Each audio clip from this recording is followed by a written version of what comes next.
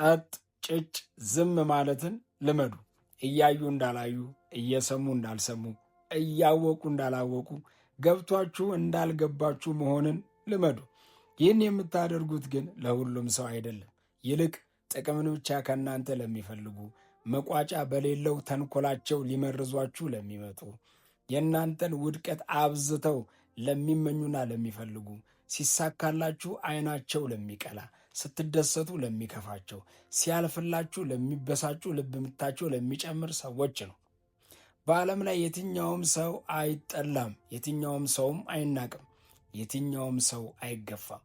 ነገር ግን የራስን ደህንነት አደጋ ውስጥ የሚከት ከሆነ ግን መራቅ፣ መሸሽ ብቸኛው አማራጭ ነው። ነቃ በሉ ወዳጆቼ። ዘመናችሁን በሙሉ የሰው ተጠቂና ባሪያ ሆናችሁ አትቅሩ፣ አትኑሩ። ሰው ባደረሰባችሁ በደል ፈጣሪን ከመውቀስ የምታተርፉት አንዳች ነገር የለም። ይልቅ ለሱ ግን መስጠት ትችላላችሁ። ሕይወታችሁ የራሳችሁ ኃላፊነት ነው። ማንም ፊቱን ቢያዞርባችሁ መስጠት ያለባችሁን ምላሽ እናንተ ታውቃላችሁ።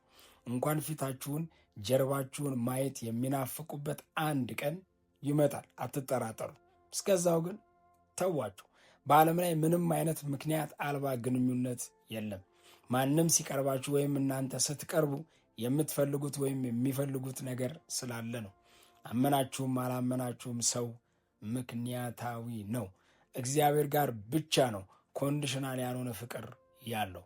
ምን ለማለት ነው? ጥቅሙ የተቋረጠበት ዕለት ጥሏችሁ ለሚሄድ ሰው ብዙ አትጨነቁ፣ እንቅልፍ አትጡ። ወዳችኋለሁ።